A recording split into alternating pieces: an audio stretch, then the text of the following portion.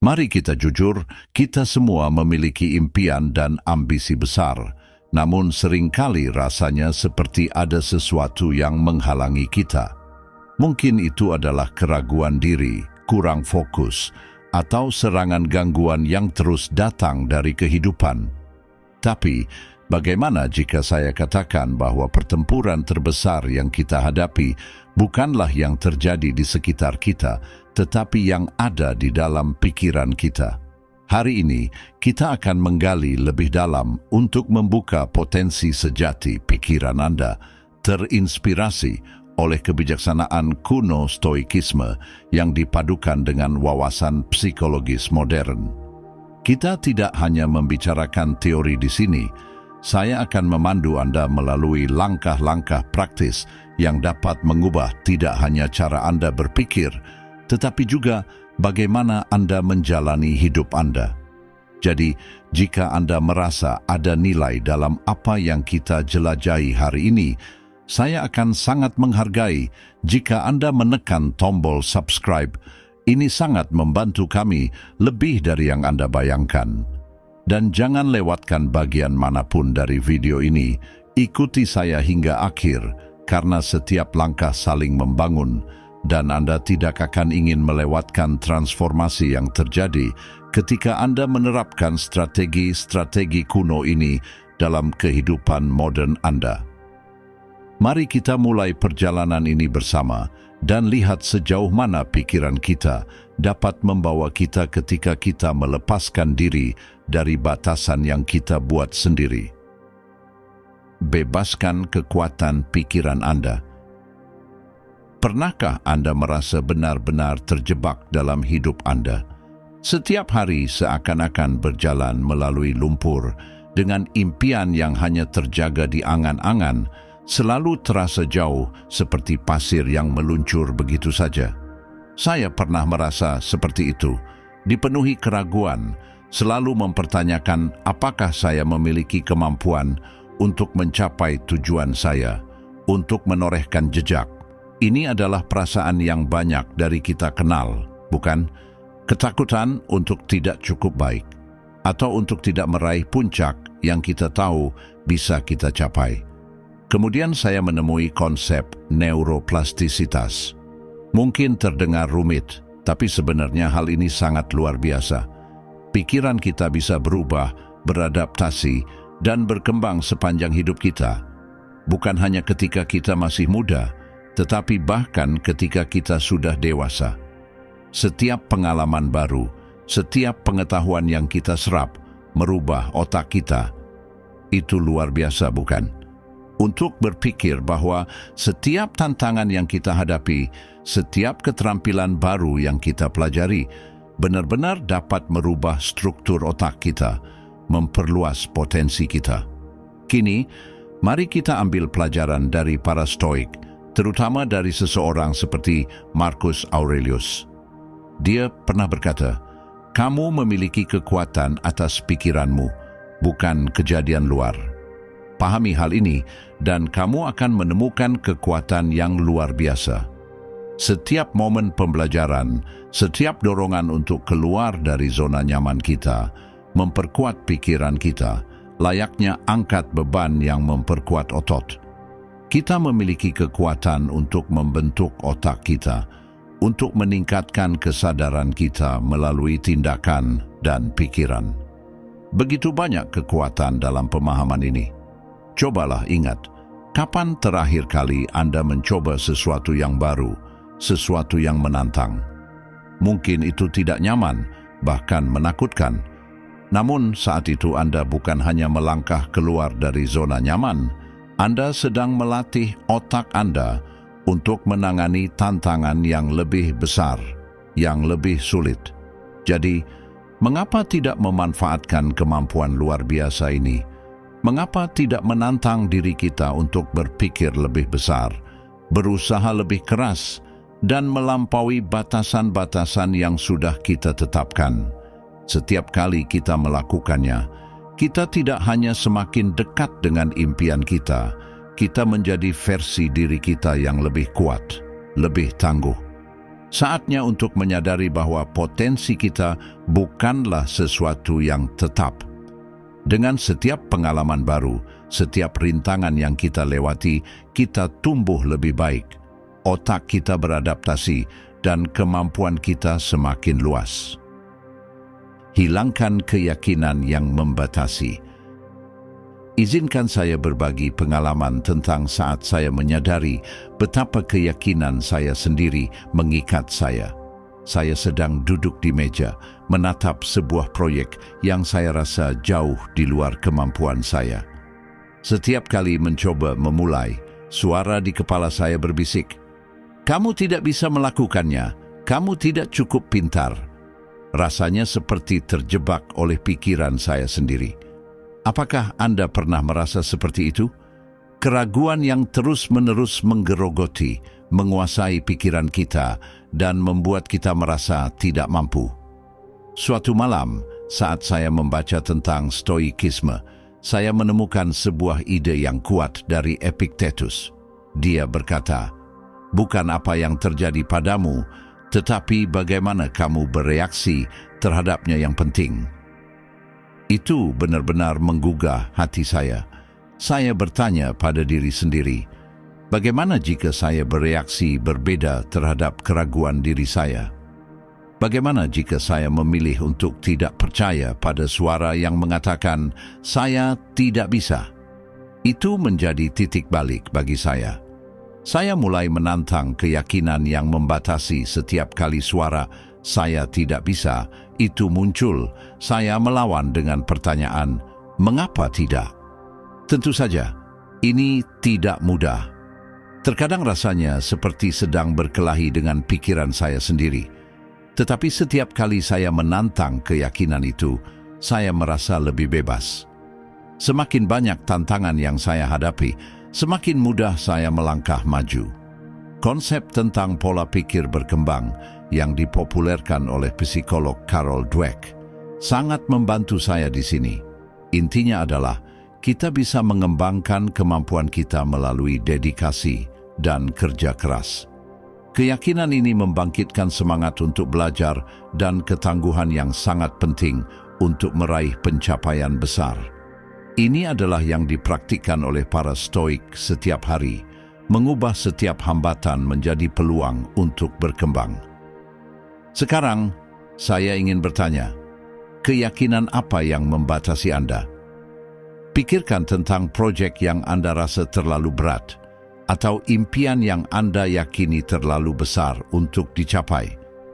Bagaimana jika Anda menantang keyakinan itu? Bagaimana jika Anda menerima kemungkinan untuk berkembang, untuk menjadi lebih dari yang Anda pikirkan? Ingat, setiap keyakinan adalah pilihan, dan setiap pilihan bisa diubah. Pilih untuk berkembang, pilih untuk percaya pada potensi Anda, dan saksikan bagaimana pintu-pintu baru terbuka, dan apa yang dulu tampak mustahil mulai terwujud. Tingkatkan fokus dan memori. Pernahkah Anda duduk untuk bekerja dengan penuh energi, hanya untuk menyadari bahwa beberapa jam kemudian Anda belum menyelesaikan apapun yang ingin Anda capai? Saya pernah berada di sana lebih sering dari yang ingin saya akui. Pikiran saya sering terombang-ambing tanpa arah, melompat dari satu pemikiran ke pemikiran lainnya, seperti monyet yang tidak tahu arah. Rasanya sangat frustrasi, terutama ketika saya memiliki tujuan penting yang membutuhkan perhatian penuh saya.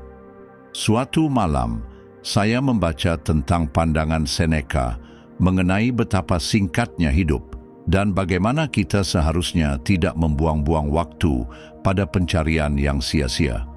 Kata-kata itu sangat menggugah. Saya menyadari bahwa saya telah membiarkan waktu yang berharga mengalir begitu saja hanya karena saya tidak bisa fokus. Itulah saat saya memutuskan untuk mengambil kendali atas pikiran saya, bukan hanya untuk meningkatkan produktivitas, tetapi juga untuk menghargai waktu yang saya miliki. Saya mulai bereksperimen dengan berbagai teknik untuk meningkatkan fokus dan memori. Saya mencoba semuanya, mulai dari meditasi, permainan otak, hingga menyesuaikan pola makan saya. Perlahan, namun pasti, saya mulai melihat perubahan. Rasanya seperti otak saya akhirnya fokus, seperti lensa yang akhirnya diatur pada fokus yang tepat. Tapi, inilah bagian yang penting. Itu bukan hanya tentang mengendalikan pikiran saya yang suka mengembara, tetapi tentang memahami dan bekerja dengan pikiran tersebut. Seperti yang diajarkan oleh para Stoik, saya belajar nilai kesadaran diri dalam menguasai pikiran kita sendiri. Marcus Aurelius pernah berkata, "Kebahagiaan hidupmu bergantung pada kualitas pikiranmu." Saya mulai merawat pikiran saya, memberi mereka energi yang positif dan terfokus, dan perlahan perubahan itu mulai bertahan. Sekarang, izinkan saya bertanya, bagaimana jika Anda bisa memanfaatkan seluruh potensi pikiran Anda?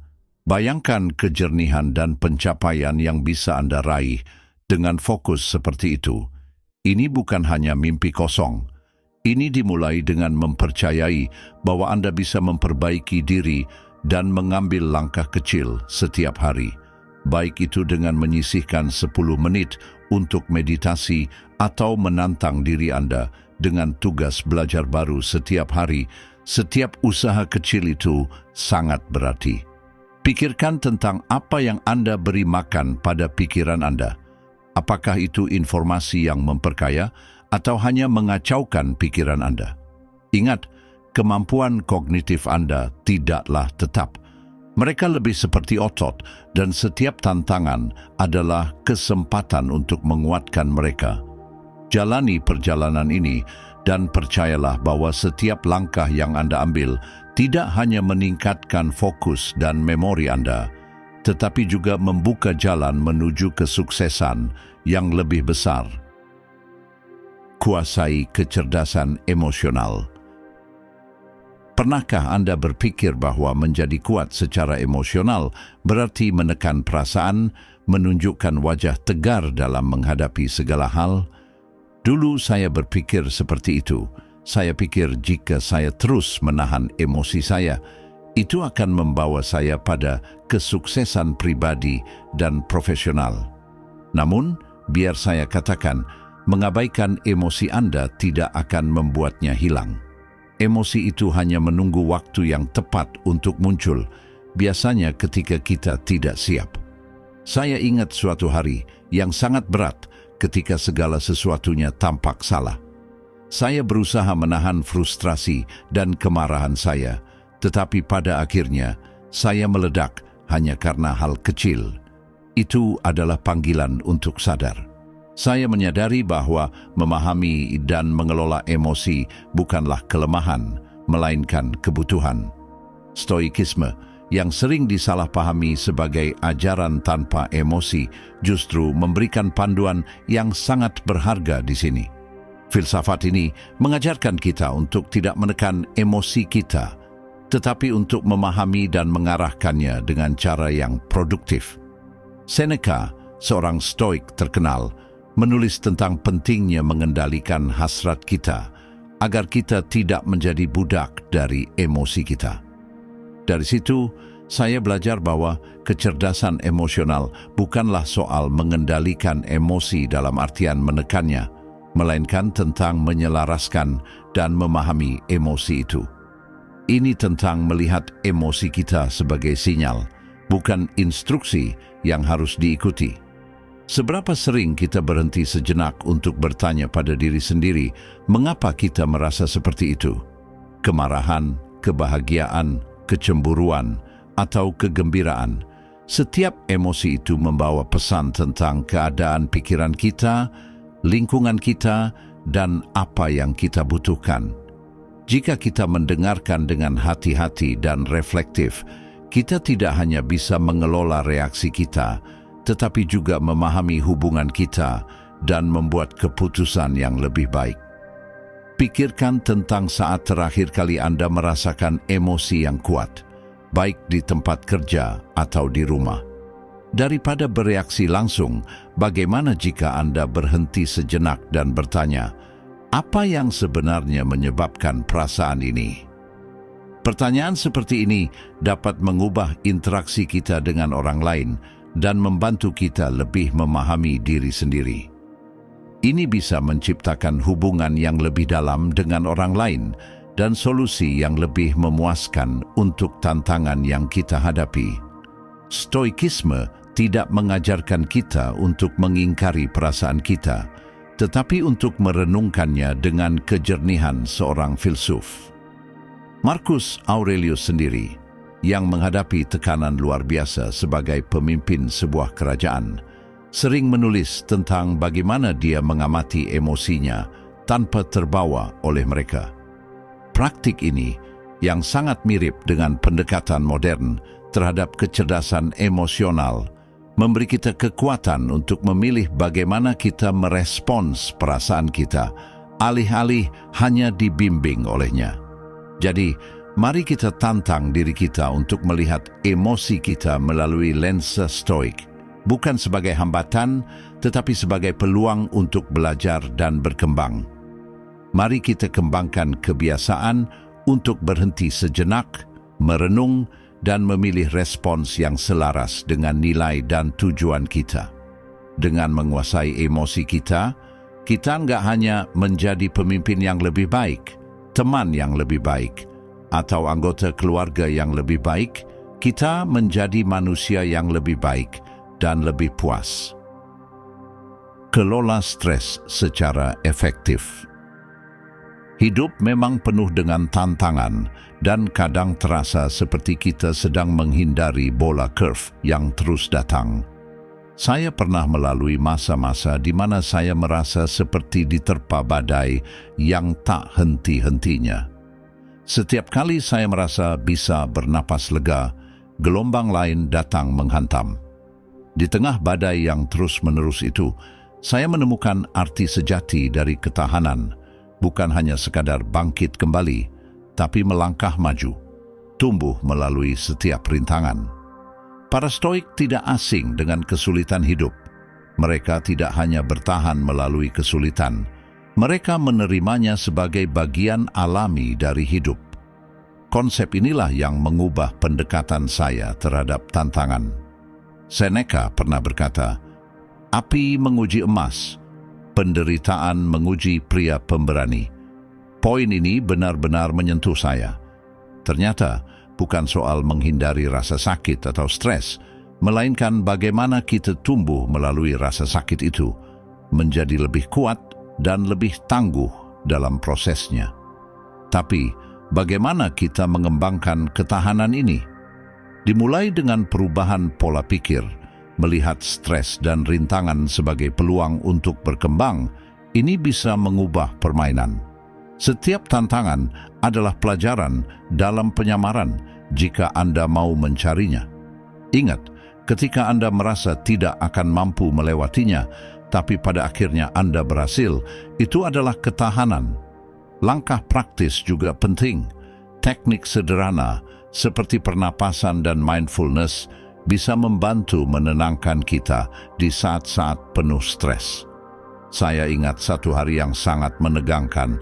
Saya berhenti sejenak untuk menarik napas dalam-dalam, hanya fokus pada udara yang masuk dan keluar. Hanya dalam beberapa detik itu, saya merasa lebih tenang dan bisa kembali menghadapi masalah dengan lebih jernih. Dan ada juga seni melepaskan. Stoikisme mengajarkan pentingnya fokus hanya pada hal-hal yang ada dalam kendali kita. Kita seringkali menghabiskan banyak energi untuk memikirkan hasil yang sebenarnya di luar kuasa kita. Belajar untuk membedakan antara apa yang bisa kita ubah dan apa yang harus kita terima adalah kunci untuk membangun kekuatan emosional dan mental. Jadi, lain kali Anda merasa seperti terjebak dalam badai, berhenti sejenak, tarik napas, dan renungkan apa yang bisa Anda kendalikan. Lepaskan yang tidak bisa Anda kendalikan. Sambut tantangan itu karena itu adalah kesempatan untuk membangun ketahanan Anda. Setiap rintangan yang kita lewati bukan hanya sekadar bertahan, tapi juga berkembang, mempersiapkan diri kita untuk apapun yang datang selanjutnya. Beri energi pada otak Anda. Tahukah Anda bahwa apa yang Anda makan dan seberapa banyak tidur yang Anda dapatkan dapat benar-benar membentuk ulang otak Anda? Dulu saya tidak terlalu memikirkan hal ini. Saya sering mengandalkan kopi dan makanan cepat saji untuk menjalani hari yang panjang. Sering melewatkan makan atau memilih makanan praktis. Tidur pun menjadi hal yang kedua, hanya saya kejar saat akhir pekan. Namun, saya akhirnya menemui titik jenuh. Produktivitas saya merosot, kreativitas hilang, dan fokus menjadi sangat sulit.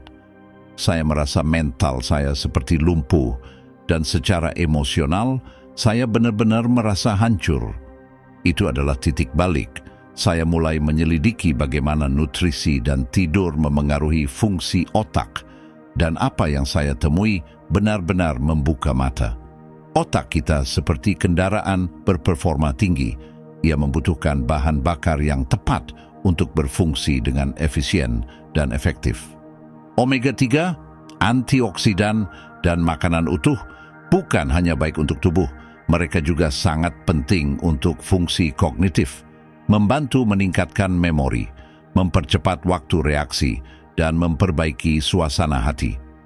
Saya juga mulai melihat filosofi Stoik, dan saya menyadari betapa pentingnya disiplin diri dalam mengendalikan apa yang kita konsumsi dan bagaimana kita beristirahat. Marcus Aurelius, sebagai contoh, sangat memahami bahwa tubuh dan pikiran kita terhubung erat.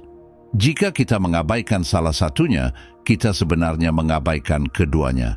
Dengan pemahaman itu, saya mulai merubah pola makan saya, memasukkan makanan yang bisa mendukung otak saya, seperti beri, kacang-kacangan, ikan, dan sayuran hijau, serta menetapkan rutinitas tidur yang lebih disiplin untuk memastikan saya mendapatkan istirahat yang cukup.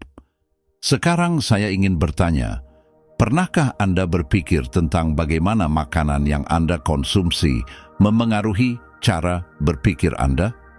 Atau menyadari bagaimana satu malam tidur yang buruk bisa merusak seluruh hari Anda? Ini lebih dari sekadar merasa baik secara fisik. Ini tentang mengoptimalkan potensi otak kita. Ketika kita memberi otak kita nutrisi yang tepat dan cukup istirahat, kita tidak hanya meningkatkan kemampuan kognitif kita, tetapi juga pengambilan keputusan dan kesehatan mental kita. Saya menantang Anda untuk berpikir tentang kebiasaan Anda sendiri. Bagaimana pola makan dan tidur Anda memengaruhi kejernihan mental dan kesehatan otak Anda secara keseluruhan? Menerapkan perubahan kecil dalam kebiasaan bisa memberi dampak besar. Cobalah mulai dengan mengganti camilan sore Anda dengan makanan yang kaya antioksidan, atau buat rutinitas malam yang membantu Anda tidur lebih nyenyak dan berkualitas. Kembangkan kreativitas dan inovasi. Pernahkah Anda merasa seperti Anda hanya mengeluarkan ide-ide yang itu-itu saja, terjebak dalam kebuntuan kreatif yang seolah tidak ada jalan keluarnya? Saya pernah mengalami hal ini lebih sering dari yang saya inginkan. Rasanya seperti berdiri di tepi jurang, melihat tujuan yang harus dicapai, tetapi tidak menemukan jalan untuk mencapainya. Namun, kreativitas bukanlah hanya ledakan inspirasi yang datang begitu saja. Itu adalah keterampilan yang dapat dikembangkan, otot yang dapat diperkuat. Saya ingat sebuah periode ketika ide-ide saya terasa kering, dan tidak ada yang memicu percikan kreatif itu. Saat itulah saya mencari panduan dalam stoikisme, terutama dari kebijaksanaan Marcus Aurelius, yang percaya akan kekuatan pikiran untuk mengubah realitas kita.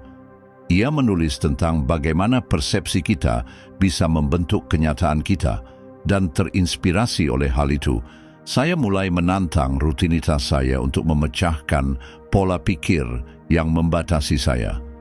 Salah satu strategi yang benar-benar mengubah pendekatan saya adalah dengan meluangkan waktu setiap hari khusus untuk berpikir, untuk membiarkan pikiran saya bebas tanpa batasan.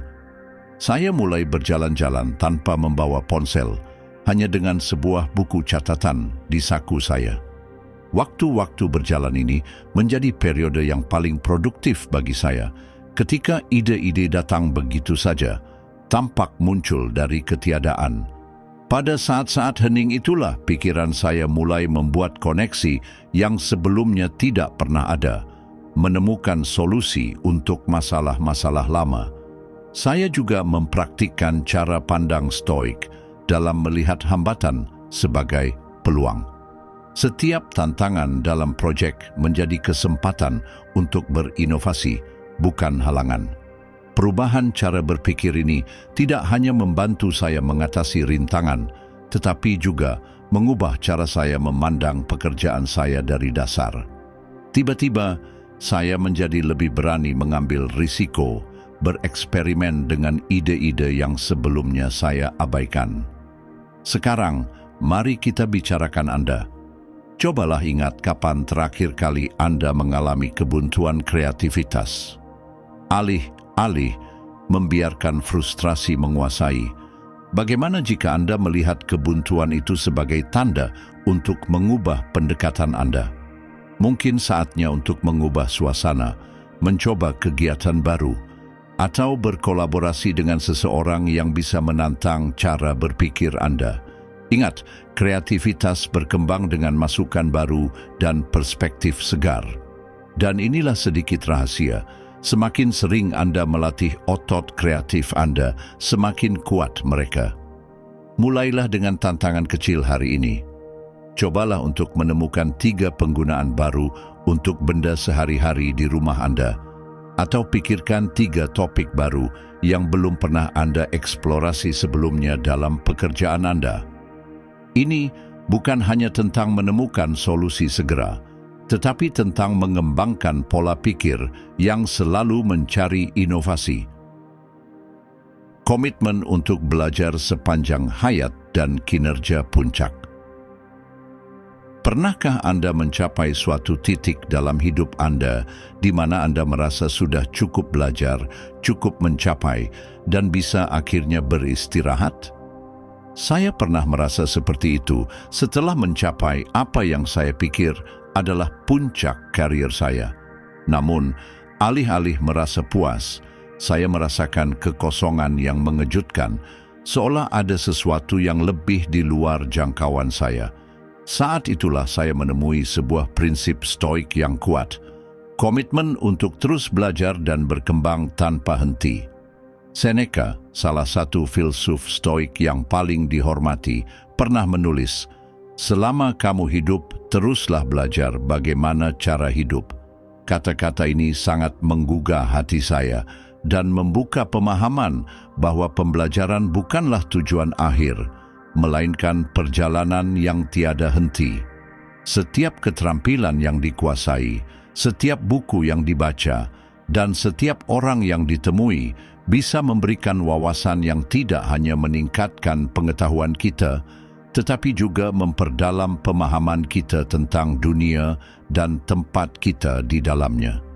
Perjalanan pembelajaran yang berkelanjutan ini bukan hanya tentang mengumpulkan pengetahuan. Ini tentang berusaha untuk mencapai kinerja puncak di segala aspek kehidupan kita. Ini tentang mendorong diri untuk melampaui batas-batas konvensional dan mengubah setiap tantangan sehari-hari menjadi peluang untuk berkembang. Inilah yang saya pelajari, bahwa kinerja puncak bukanlah pencapaian yang statis, melainkan sebuah proses dinamis untuk mendorong batasan dari apa yang saya pikir mungkin. Sekarang, mari kita berhenti sejenak dan pikirkan hidup Anda. Apakah ada bidang di mana Anda bisa mendorong sedikit lebih keras, menjangkau sedikit lebih jauh, atau belajar sesuatu yang baru. Keindahan dari perjalanan ini adalah bahwa itu adalah perjalanan yang sepenuhnya milik Anda. Mungkin ini berarti mengambil kursus yang menakutkan Anda, melangkah ke peran baru yang menguji kemampuan Anda, atau sekadar memulai hobi baru yang menantang cara berpikir Anda. Para Stoik menekankan pentingnya disiplin diri dan pemeriksaan diri yang ketat sebagai alat untuk pertumbuhan pribadi. Mereka percaya bahwa semakin kita menantang diri kita sendiri, semakin kita bisa tumbuh dalam kebijaksanaan dan karakter. Dengan mengadopsi pola pikir ini, kita tidak hanya meningkatkan diri kita sendiri, tetapi juga meningkatkan kapasitas kita untuk memberikan kontribusi positif kepada dunia di sekitar kita. Jadi, saya menantang Anda untuk membuat komitmen hari ini, bukan kepada tujuan tertentu atau pencapaian yang terbatas, tetapi kepada proses pembelajaran sepanjang hayat. Peluklah ide bahwa setiap hari adalah kesempatan untuk belajar sesuatu yang baru, untuk menyempurnakan keterampilan Anda, dan untuk memperluas pemahaman Anda. Apakah itu melalui membaca, berdialog, atau pengalaman langsung, biarkan setiap hari menambah lapisan pada fondasi pengetahuan dan kinerja Anda.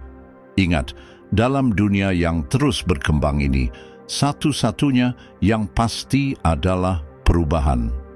Dengan berkomitmen untuk belajar sepanjang hayat dan mencari kinerja puncak, Anda tidak hanya beradaptasi dengan perubahan, Anda menyambutnya, menggunakannya sebagai alat untuk meraih kesuksesan pribadi dan profesional. Seperti yang dikatakan Marcus Aurelius, rintangan adalah jalan. Biarkan setiap tantangan menjadi batu loncatan, tidak hanya untuk mencapai tujuan Anda, tetapi untuk menjadi versi terbaik dari diri Anda. Terima kasih telah bergabung dengan saya hari ini dalam perjalanan ini di Esensi Stoik. Ingat, jalan menuju kebijaksanaan dan kekuatan terhampar dengan pembelajaran yang tiada henti dan peningkatan diri yang tak kenal lelah. Teruslah berusaha, terus berkembang, dan mari kita buka potensi sejati kita bersama. Jangan lupa untuk menonton salah satu video yang disarankan di layar Anda untuk menggali lebih dalam dunia stoikisme dan pertumbuhan pribadi. Partisipasi Anda benar-benar membuat komunitas ini berkembang. Terima kasih telah menjadi bagian dari perjalanan ini. Sampai jumpa, tetap penasaran dan tetap stoik.